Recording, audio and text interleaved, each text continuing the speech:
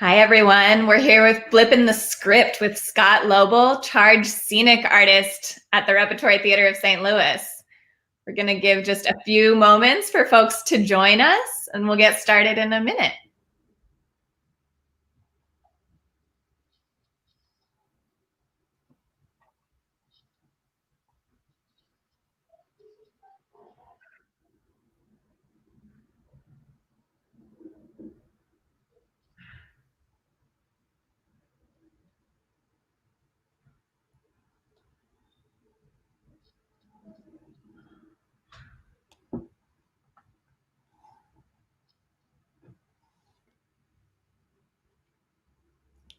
Good evening, everyone. Thanks for joining us for this live episode of Flippin' the Script, or if you're watching after the fact, hello, welcome. This is Flippin' the Script, where we get to know members of the Repertory Theater of St. Louis team. And today, I'm so excited to be speaking with Scott Loebl, our charge scenic artist. Hi, Scott. Hi, Amelia. How are you? I'm doing well. How are you? Also great. Excellent. Well, I am so thrilled to have you here this evening. You're an incredible artist, and many of the people who might be watching this video probably have seen a ton of your work and might not have had the chance to meet you. So can you kick us off by just telling us what your role is at the Rep, how long you've been with the company, and what you do? Okay. Well, like I said, my name is Scott Loebl. I am the charge scenic artist, which means the head of the paint department. And I have been at the Rep since 1998. I have been the charge since 2000. So that puts me in my 23rd year at the Rep. I've been also painting with Opera Theater and the Muni for 28 years. I was telling Amelia earlier, I actually have a degree in dance, but I made my transition to working backstage in my 30s. I am married. My wife and I celebrated our 33rd wedding anniversary about 2 weeks ago. I have 3 kids. My oldest daughter, is 28. She is supposed to be an opera singer. She has an amazing voice. She's got a 5-octave range and has been compared to Leontine Price since she was 14, but she's kind of lost the passion for it. So we're kind of hoping she gets back with it. She moved out to Salem, Oregon last year. My younger daughter just graduated from Columbia College in Chicago with a degree in arts management, live music performance. And she came back to St. Louis and she got a job at the pageant, and then COVID hit. So now she's home with us. And in between the two, we had a son named Noah, who unfortunately only lived 5 months. He was born with a lot of really horrible birth defects. And so after he passed, my wife and I kind of wanted a project to kind of take our minds off of stuff. So we bought this huge old house in 1996, and we've been rehabbing it for the last couple of years, 20 years, and everything I did 20 years ago needs to be redone again. The house has quite an amazing history. For those of you who have not heard this story before, the guy we bought it from there's no way to sugarcoat it. He was running an S&M whorehouse out of the basement, and he left behind some torture equipment and all kinds of paraphernalia, so that if these walls could talk. And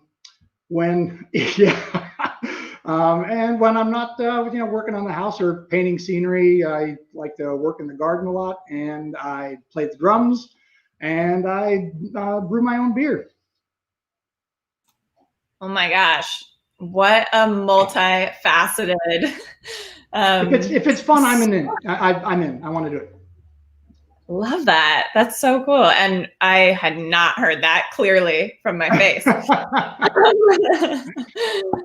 So when you're not rehabilitating the houses of St. Louis that are former S&M dungeons, and you are in fact painting scenery and running a scene shop at the Rep, what does that look like? What does a charge scenic artist do? I want to say the primary function of the charge artist is to act as like a liaison between the designer and the painters and the technical director and the tech staff.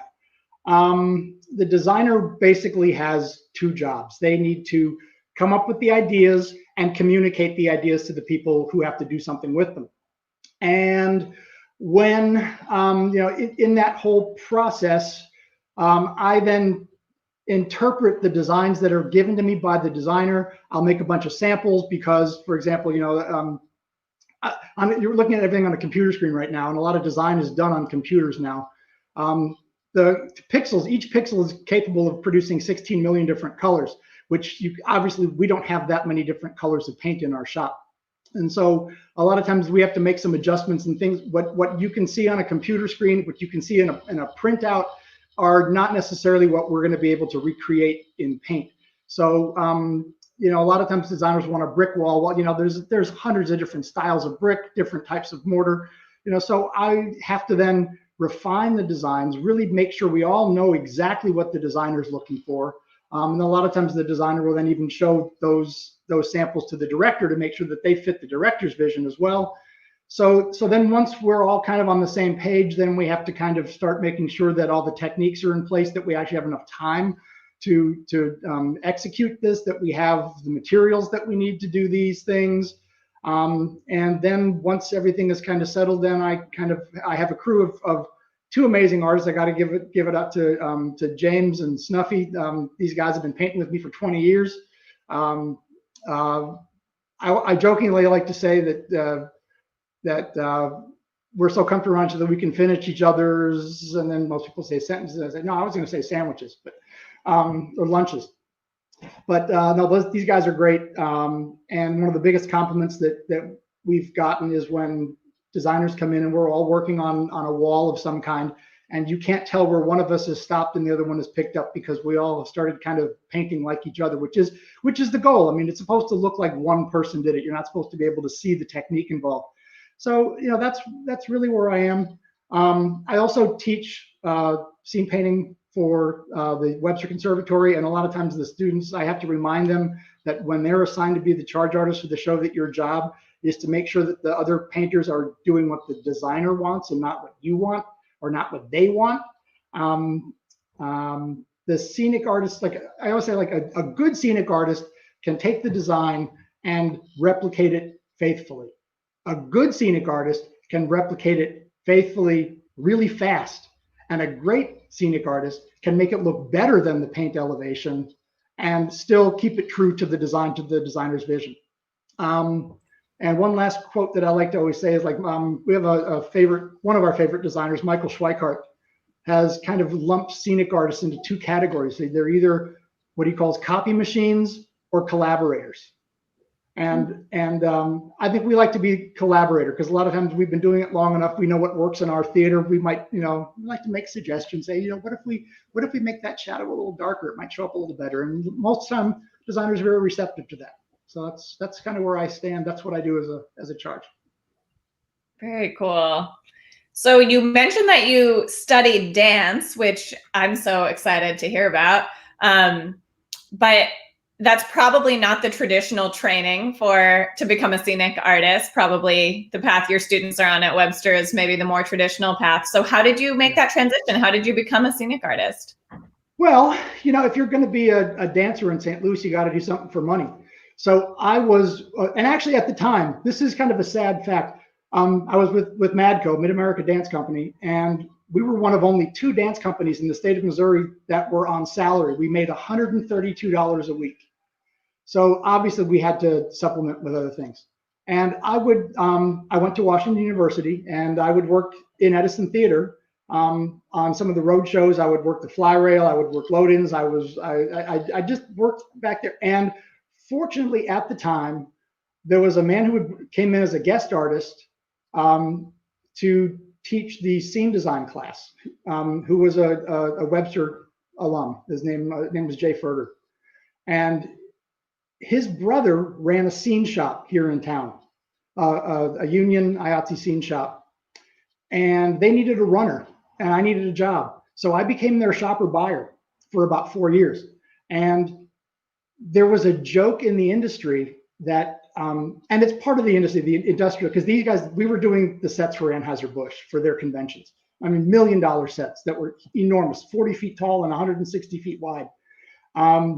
And the joke was, if it's wet, it's a Ferger set, because usually the paint wasn't dry when they were loading it on the trucks because they got so far behind. And it, quite frankly, it got to the point where there were some days when it was like, Scott, quick, this show's got to be on the truck tomorrow. Grab a brush and help us paint. And that's how I started. But my main job was to go buy the nuts and bolts and screws for the carpenters and pick up their lunches from the restaurants. And then I kind of worked my way up. I eventually got to the point where the carpenters would build stuff all day. Then I would stay for a couple hours after they left, and I would paint what they built during the day. Then one of the times that while we were working in the shops, some of the other union painters would come into the shops. They would hire them to do some of the work. And I caught the eye of Dick Godwin, who was the charge artist at the Muni, had painted the Muni for 40 years. And I got into the apprenticeship program through the Muni. And they all taught me how to paint through just on the job at the Muni, Opera Theater, and at the Rep. Yeah, that's so cool. I feel like that's a story that is so important for young artists to hear, especially that you just do whatever you can to help, because that's certainly how I got my start too. I did a lot of stuff I wasn't really qualified for, or that I hadn't studied, but you take on what you can, and it's so cool that you take on what you can. You make yourself available, and when an opportunity arises, you try your best. You have to kind of also just approach everything with an attitude of, I want to learn how to do this. And quite frankly, if you're a really good teacher yourself, if you want to learn how to do it, you can usually figure out how to get it done. Yeah, absolutely. And then you did move into kind of a formal apprenticeship, which I think is so important too, that people find good mentors who can really teach their craft as well. Yeah. And now it's also very different. It was great working both at the Muni and at Opera Theater, because the stuff at the Muni is so big and loose and broad and fast. And then at Opera Theater, it's really tight and detail oriented. So I was lucky to get on to both of those crews, because they really teach you all aspects of the craft. Yeah, very cool. Well, in terms of your work at the Rep, I'm curious, what's the most challenging set that you've created at the Rep? Well, I'm gonna kind of like maybe point out a couple of different things that were like big challenges along the way, and two of them have a lot in common. One, both the play Art and the Lieutenant of Inishmore, and both of those, and actually at a certain point, Curious Incident of the little dog in the night that we just did, because all of them involved somehow marking up or just making an absolute mess out of the set every night and having to figure out a way to make sure that it could be cleaned again. For example, in the play Art, it's really a commentary on modern art, where this guy has just spent a fortune on a painting that is basically just a white on white abstract. There's nothing there. And he gets into a big argument with one of the other characters. He says, "Can't you see that diagonal in that painting?" He's like, "No, there's no diagonal." Like, "Yeah, that is right." And they fight about it until he finally grabs a magic marker and draws a diagonal line across the thing and draws a little stick figure of a guy skiing down the diagonal. He says, "There, now do you see it?" Well, we had to make 5 different versions of that painting, and that was challenging, because it was the very first time I'd experienced going that far through the process and realizing that the designer and the director were not on the same page. Because one of them wanted the diagonal in there that the other guy didn't see, and the other guy didn't want the diagonal in there that the other one could see. Clearly, this is like from my point of view as the painter, I either have to paint the diagonal or I don't. It can be abstract and for everybody else, but I have to know, is it there or isn't it? And for about a week, we kind of spent trying to make everybody happy. And after a while, I came to the realization that the director's always right. So that was a big challenge. Lieutenant of Inishmore was a challenge, because there was just so much blood in that play, and every surface needed to be sealed, because they had to hose that set down just about every night to get all the blood off of it. It was, and the same thing with Curious Incident. They were writing on it with like dry erase markers, and they had to wash everything off. But like bigger challenges from like a huge point of view, from a whole show, I'm going to go to like both Tally's Follies and Metamorphoses, just because we had to build pools on stage. I mean, water on stage, and Metamorphoses even more so because the actors had to get in it, so the water had to be heated to a certain degree. And then there were heating rooms backstage and space heaters and fans and towels everywhere. I mean, it was logistically just really a whole lot of work for everybody involved. And again, just making sure that having to develop these special techniques, that all of the sealers that we used on the decking, at first we were using water-based sealers because they're environmentally friendly. Well, they turn white when they get wet and they don't turn clear again until they dry. So we had to find different versions. We had to find oil-based versions that wouldn't do that, but they also had to be flat. They couldn't be glossy. So we had to put all these additives in there to make, I mean, it was a lot of trial and error and a lot of testing for both of those things. And Tally's Folly, because there was a boat that had to float in it. And yeah, there was some disasters with the first boat that they made wasn't actually seaworthy and it sank. While we were still in tech, but our poor prop carpenter had to pull an all-nighter and build a new boat overnight so we could continue with the tech process. So yeah, those were definitely big challenges, like in the war stories, of ones that I'm going to remember for a while. Yeah, those are great examples. And I think those are also great examples because some of those things might be obvious. Like I think if any of you were in the audience for Metamorphoses or for Tally's Follies, you probably experienced the kind of amazingness of having the pool on stage. And even if you didn't think about the paint sealers and the towels and the heaters and all that, you probably think like, oh, how do they do that? That's a challenge. But some of the other stuff you're talking about, is less visible to the audience's eye. And the shows that are challenging on your end might not necessarily be the ones that look the most shiny and glittery and where someone would say, oh, this is a heavy paint show, right? It's right, that it's exactly.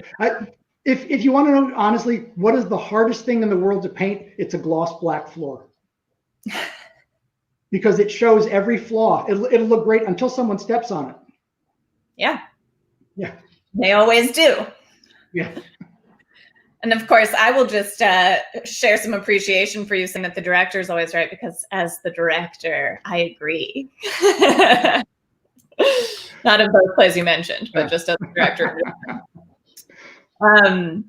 So what about favorites? What are some of your favorite plays that you've worked on at the Rev? Well, I'm going to go way back. Into the Woods was just spectacular. We had so many fun projects to work on that. There was, just goofy bits where just like a giant 4-foot plexiglass eyeball rolls across the stage and just giant eyeglasses and just making vines and Rapunzel's tower. Just all over, just everything was just unbelievable. I'm also going to just point out, I want to say The Mystery of Edwin Drood was another one that just had layers and layers and layers. And a lot of that, I'll attribute to John Azell, who is faculty at UMKC. He's definitely one of our favorite designers. He designs for painters. He really thinks, and quite frankly, and I'll brag on us a little bit. He says we're the best paint crew this side of Broadway, and has told us that there are things that he's only designed them this way because he knew that we would be painting them, and he would not have designed this show for any other theater because he doesn't trust the painters there enough.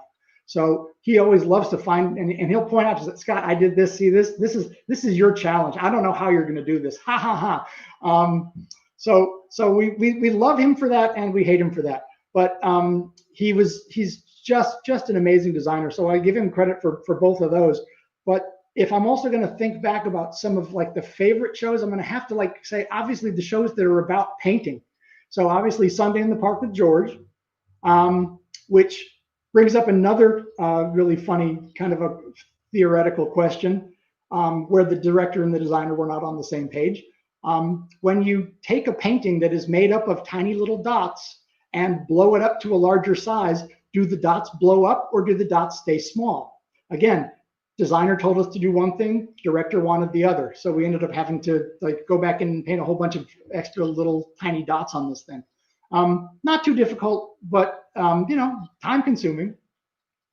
Then I'm also going to say Red was another great one for us, just because, again, it's about all those great Mark Rothko paintings. Steve Wolf directed that, and I was really thought it was kind of funny at the time, but also I think was right. that he had the actors do like a little tutorial session with the painters to make sure they weren't holding the brush in a way that would make them look silly on stage. Like, no, painters don't hold brushes like that. You don't paint like that. So for authenticity, I mean, we really appreciated that. And then the saddest part about that was at the end of the show, it's somewhere like in the rider that the Rothko's family has it set that all paintings, they need video evidence that all of the paintings were destroyed after the run is over, because they don't want a bunch of knockoff, forfeit, counterfeit Rothko paintings out in the world. So we had to burn all the canvases and take a video of that. And then obviously the most recently, the biggest paint show that we've maybe ever done was Giorama, with that giant scroll that was, I mean, the painter's elevation was 32 feet long. And that was in 1/2 inch scale. So I want to say the finished product was like 700 something feet long. It was, and in the studio, it was a major months and months. I don't think we've ever spent that many months on a show. Yeah, that is incredible. That would not fit in my apartment. Parts of it would, though. Yeah. And I do keep parts of shows. We produced Red. I used to work at Arena Stage where they also produced Red. And it's true, you can't keep the paintings, but the assistant character also wears a white shirt that gets turned mostly red every night. So I do have one of those. Yeah. I want to interrupt my previously scheduled questions to take a question from our audience here. Nichelle reminds us that not only do you paint sets that these other fabulous designers that you've mentioned design, but you are also a designer in your own right, and you've designed several of the Imaginary Theater Company shows that the Repertory Theater of St. Louis has toured all over the state and beyond. Can you talk a little bit about your role as a designer? Oh, absolutely. Yeah. Imaginary Theater Company is just a real joy to work with. Just the energy and knowing that it's going with the kids and stuff. It's so much fun. And one of the things that I appreciate the most about it, the thing that I like the most about it is the thing that I hate the most about it, is the constraints of having to have the show, the scenery, the costumes, the sound system, 4 actors and a stage manager in a van. The set can't be more than 20 feet wide. It can't be more than 7.5 feet tall. It has to be able to be set up within a half an hour. It has to be able to be torn down within a half an hour. There's all these different things, these challenges. And then you get these scripts that are just like highly imaginative, like, how are we going to do that? And the real challenge is, and I'll go talk very briefly about A Gnome for Christmas, where it's a show about magic, and magic tricks have to happen during the show. And if there's no magic, there's no show. So we had meetings. The first time around, Doug Finlayson directed it, and we would have hour-long meetings of like, well, okay, that'll work, but we can do better than this, can't we? I mean, there's sections where they have to put stained curtains inside a hat and pull out clean curtains. You know, we're not magicians. We don't know how to do that. You know, my favorite bit was the magical box. There's like the tomato smasher, the blueberry smasher, whatever. They end up turning it into a log cutter. So the script says you have to put a log into the machine, pull the handle, and kindling comes out. Everybody says, wow, that was cool. Do it again. So you have to put another log in the machine, pull the lever, more kindling comes out. They said, that's amazing. Now the gnome does a little magic spell on it. You put a third log in, pull the lever, and little carved wooden toys come out. And like, thank you so much for putting that on us. But you know what? We figured it out. And sometimes it's the biggest challenge yields the biggest reward. So many of these things that you really can't do it literally, so you have to force yourself to become really creative. And I had the privilege, the honor of actually getting to design all 3 of the shows several times for a couple of years, which meant I could pick and choose. Like if we need, given how limited the space was, if this show needed a table, I could design that same table into the other show so that it doesn't have to take up any extra room in the van, because it's just like the logistics of it. That is like the hardest part of it, is just trying to figure out how it's all going to fit in the van. Yeah, absolutely. And also, I think, like you're saying, leads to the most creative problem solving, right? Because you could spend $1 million on a set for one of those stories, and of course you could come up with something absolutely beautiful, but there's something almost more magical about, you're telling me you showed up with a tiny van and this whole magical world came out of there. I think that's so special. Yeah, absolutely. So you're a teacher as well, and so I'm sure you have many words of wisdom up your sleeves, but what is the best advice that you can give to young artists who are interested in pursuing a career in scenic artistry? Well, first and foremost, practice. You draw and paint every day. And you know, people will think you're not paying attention if you're in class and you're doodling in the margins. Say, no, I'm practicing to be a scenic artist. But that's like the most important thing. Then I think the next thing is like versatility. You have to like work on doing a lot of different things, because I know a lot of people who basically they make a career out of just faux marble painting and wood graining and just doing faux finishes. But they don't know how to paint a backdrop of a sky. And so you really have to get really well versed in doing all those things, but you also have to then humble yourself and recognize the fact that a good chunk of what you do is with a roller, 2 coats of flat on a surface, and that's all. That's our bread and butter. We do a lot of rolling with other stuff. And then the other thing that I think is really critical is you just have to open your eyes and observe the world and get it into your brain. You should know what a Corinthian column capital looks like, so that if you ever need to draw one, you can do it. You need to like study in great detail what color copper turns as it starts to age, so that if you're ever asked to put a verdigris finish on it, that you know what shade of green it actually is, and that you need to like just really observe. Just look at the entire world as if it were a paint elevation, and say, how would I paint that if I were called upon to paint that? That's what I would say to do. That's great advice. Probably for anyone. I don't think that's specific to scenic artistry. That amount of practice and observation is just important for artists of any kind. All right. This is my last question. If anyone watching has questions, please put them in the chat or in the comments. Otherwise, this is my last one before our lightning round. So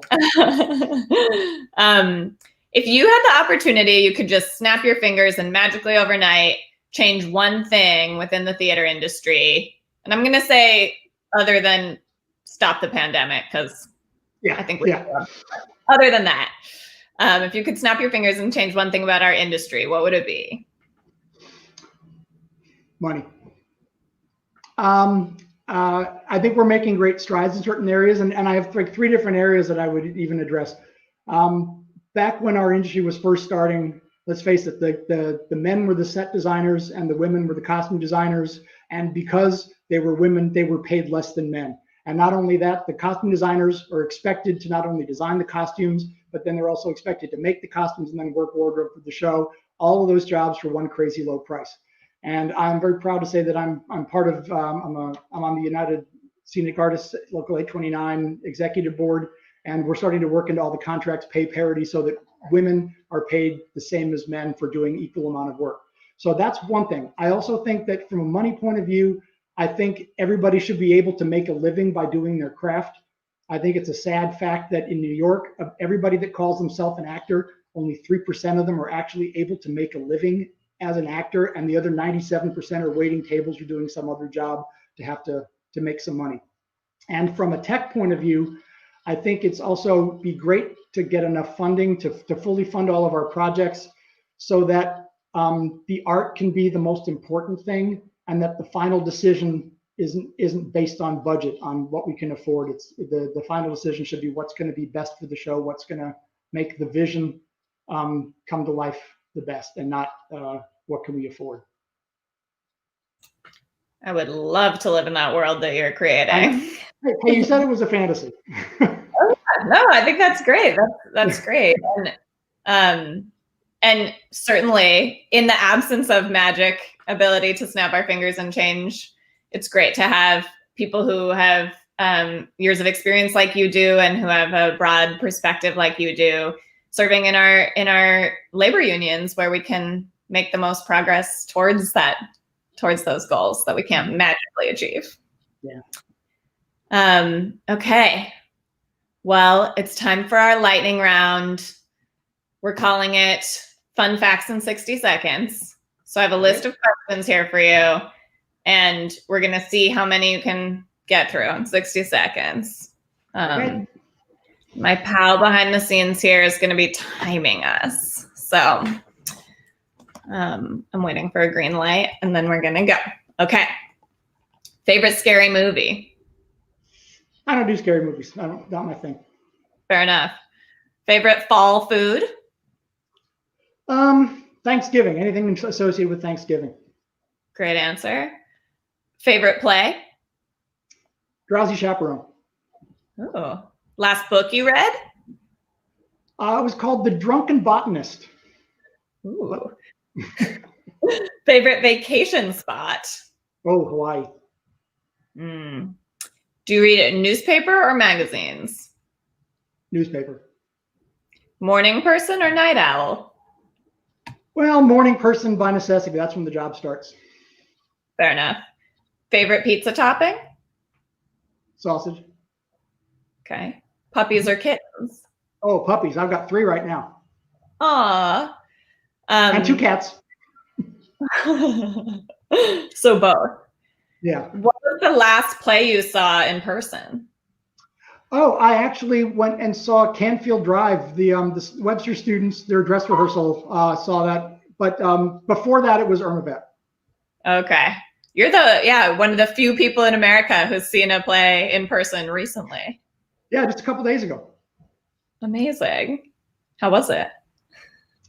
It was their first dress rehearsal. It was still a little rough, but it's a good play. Yeah, for sure. It's a great play. I meant, like, how was it to go back into the theater? I'll be honest, it's a little weird, because I'm watching it from I'm not there to watch the play. I'm watching it to be able to give notes to the students, and I'm watching it for different reasons. And again, but it was odd, having to be very distant with everybody. The note session was very weird at the end. But there was great energy in the room, and everybody was doing really great work. So that was really encouraging to see. Yeah. I know that our 60 seconds ended when you answered that question, but then I got so curious. I'm totally surprised that you'd actually seen a play in person. Yeah, me too. Well, that is our segment, Scott. It's been such a pleasure to talk to you, and I hope that everybody gets to know you a little bit more. And surely you've all seen the incredible work that Scott and his team do. It is not an exaggeration that the Rep has the most incredible scenic artists in the country. I know that the designers don't just say that to schmooze you. They really do bring a level of work to you all that they can't necessarily trust at every given institution. So thank you for all that you do at the Rep. I cannot wait to get back into the building with you and create beautiful art again. And I'm looking forward to making an Audrey too. Yeah, that's going to be a fun one. Next time we do this, next time we have you on, I'm hoping that you'll have new favorites like Little Shop. Yeah. Well, thank you so much. And thank you to everyone who has joined us, who's watching live or who's going to watch this after the fact. Anything else you want to share, Scott? Don't forget to vote. Yes, critical. Don't forget to vote. Thank you all. Stay safe until next time. We'll be back 2 weeks from today with a very special guest. So check out Flippin the Script every other Thursday on the Rep's Facebook and YouTube. Have a good night. Thanks for watching.